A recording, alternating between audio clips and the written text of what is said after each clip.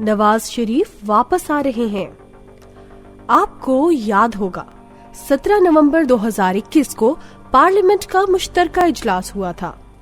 پاکستان مسلم league نون کے MNA میاں جاوید لطیف hall میں داخل ہوئے۔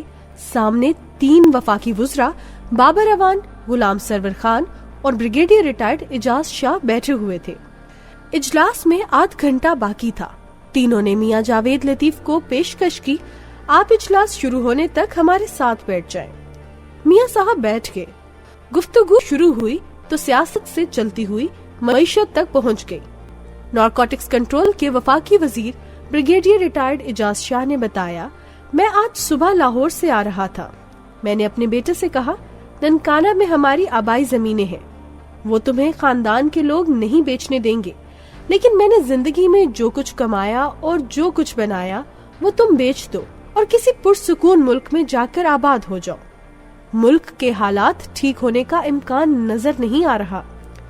غلام سرور نے کھنگار کر انہیں روکا اور کہا، شاہ صاحب آپ یہ بات کس کے سامنے کر رہے ہیں؟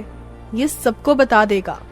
اعجاز شاہ نے میاں جاوید لطیف کی طرف دیکھا، مسکرائے اور کہا، مجھے کوئی فرق نہیں پڑتا، جو سچ ہے وہ سچ ہے اور ہمیں اب یہ مان لینا چاہیے۔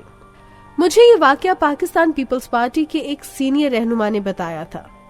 میں نے جمعہ 24 دسمبر کو میاں جاوید لطیف کو فون کیا اور ان سے واقعے کی تصدیق چاہی۔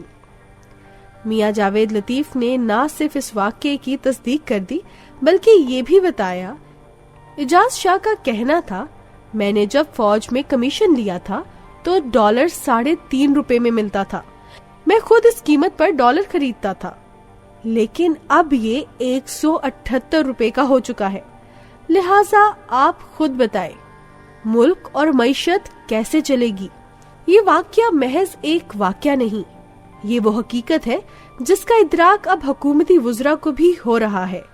یہ بھی اب جان چکے ہیں ہم ان حالات میں ملک نہیں چلا سکیں گے۔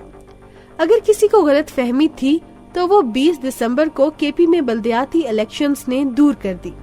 پاکستان تحریک انصاف کا خیال تھا صوبے کے عوام کالے چور کو ووٹ دے دیں گے لیکن مولانا پر اعتماد نہیں کریں گے، لیکن عوام نے مولانا کو ووٹ دے کر پورے ملک کی سیاست ہلا کر رکھ دی۔ یہ زلزلہ تھا، لیکن اس زلزلے کے بعد وزیر اعظم کے رد عمل نے پارٹی کو مزید پریشان کر دیا۔ وزیر اعظم نے ٹینشن میں صوبائی تنظیمیں توڑ دی اور ٹکٹوں سمیت بلدیاتی الیکشنز کے تمام امور اپنے ہاتھ میں لے لیے۔ پارٹی اس کے بعد سر جوڑ کر سوچ رہی ہے، ہم اگر اس بار بھی الیکشن ہار گئے تو کیا یہ وزیر اعظم کا فیلئر نہیں سمجھا جائے گا؟ کیا ہمارے پاس اس کے بعد حکومت کرنے کا کوئی جواز بچ جائے گا؟ ہم نے 20 دسمبر کو شکست کا بوجھ پارٹی کی صوبائی اور ضلعی تنظیموں کے کندھوں پر ڈال کر اپنی عزت بچا لی تھی، لیکن جب تمام فیصلے وزیر اعظم کریں گے تو ہار کے بعد ہمارے پاس کیا جواب ہوگا؟ لہٰذا وزیر اعظم کو اسطروں کی یہ مالا اپنے گلے میں نہیں ڈالنی چاہیے تھی، لیکن اب کیا ہو سکتا ہے؟ ٹویٹ ہو چکی ہے اور یہ اخبارات اور ٹیلی ویژن چینلز کی ہیڈ لائن بھی بن چکی ہے۔ چنانچہ اب اگر بلدیاتی الیکشنز میں شکست ہوئی تو یہ سیدھی سادی وزیر اعظم کی ہار سمجھی جائے گی۔ دوسرا، 24 دسمبر کو وزیر اعظم اور وفاقی وزراء نے یہ اعتراف کر لیا، میاں نواز شریف کی نااہلی ہٹوانے کے راستے نکالے جا رہے ہیں۔ وزیر اعظم کی طرف سے یہ اعتراف ثابت کرتا ہے وقت اور ہوائیں واقعی بدل چکی ہیں اور حکومت کی مٹھی سے اب حکمرانی کی ریت تیزی سے پھسل رہی ہے۔ یہ بات بھی اب ڈھکی چھپی نہیں رہی۔ میاں نواز شریف سے لندن میں مذاکرات کے کئی سیشن ہوئے۔ یہ سیشن تیسرے، دوسرے اور پہلے تینوں لیول پر ہوئے اور خاندان اور پارٹی میں میاں نواز شریف، اسحاق ڈار اور حسین نواز کے علاوہ کوئی شخص ان مذاکرات کے بارے میں نہیں جانتا تھا۔ تاہم 3 ملکوں نے اس میں اہم کردار ادا کیا اور یہ ان مذاکرات کے گارنٹر بھی ہیں۔ یہ مذاکرات کیوں ہوئے؟ اس کی 3 بڑی وجوہات تھی۔ پہلی وجہ ملک کی معاشی حالت ہے۔ پاکستان معاشی لحاظ سے حقیقتاً تباہی کے دہانے پر کھڑا ہے اور یہاں سے واپسی کا بھی کوئی چانس نظر نہیں آ رہا۔ ہم نے غیر ملکی بینکوں سے قرضے تک لینا شروع کر دیے ہیں. ملک میں پہلی مرتبہ ڈیفنس کے اخراجات پورے کرنے کے لیے بھی قرضے لیے جا رہے ہیں. اور اگر خدا نخواستہ اس صورتحال میں بھارت کی طرف سے کسی قسم کی جارحیت ہو جائے تو ملک کہاں کھڑا ہوگا؟ چنانچہ اس نازک وقت میں مذاکرات ضروری تھے. دوسری وجہ میاں نواز شریف کا مضبوط موقف ہے. یہ اس بار پیچھے ہٹنے کے لیے تیار نہیں تھے. ان کے پاس خفیہ کالز اور ویڈیوز کا ٹھیک ٹھاک خزانہ بھی موجود ہے اور یہ درجنوں ایسے ریاستی رازوں سے بھی واقف ہے جن کا اعتراف ریاست کو لے کر بیٹھ جائے گا.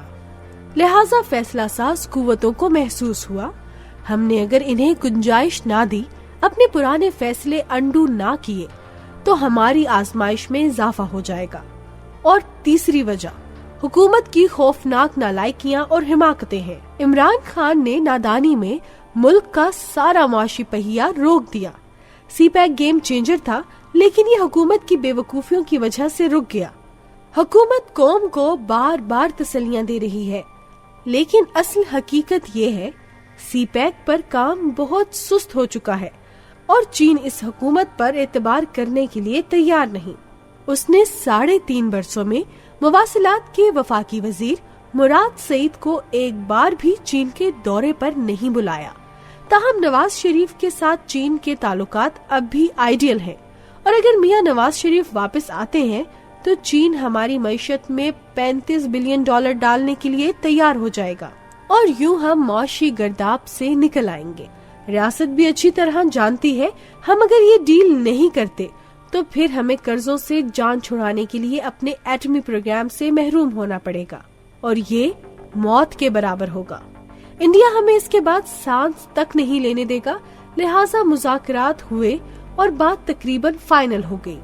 مگر ایشو یہ تھا اگر میاں نواز شریف کو واپسی کا موقع دے دیا جاتا ہے، یہ الیکشن لڑتے ہیں اور یہ اگر چوتھی بار وزیر اعظم بن جاتے ہیں تو کیا گارنٹی ہے یہ انتقام نہیں لیں گے.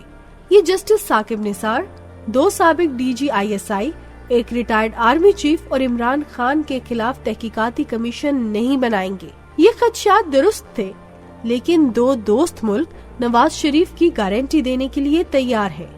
یہ چاہتے ہیں میاں نواز شریف واپس آئیں، جیل جائیں، مقدمہ لڑیں اور انہیں اس بار فیئر ٹرائل دیا جائے. اور فیصلہ اس بار واٹس ایپ پر نہیں ہونا چاہیے. الیکشن ہو اور اگر عوام میاں نواز شریف کو چوتھی بار وزیر اعظم بناتی ہے تو ان کے راستے میں کوئی دیوار کھڑی نہ کی جائے.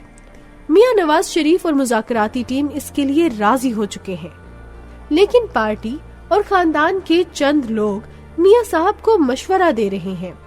آپ جب تک عدالتوں سے رہا نہیں ہو جاتے، آپ کے بارے میں جب تک فیصلہ نہیں آ جاتا، میاں نواز شریف اور مریم نواز کو 2018 میں غلط سزا دی گئی تھی، آپ اس وقت تک واپس نہ آئیں.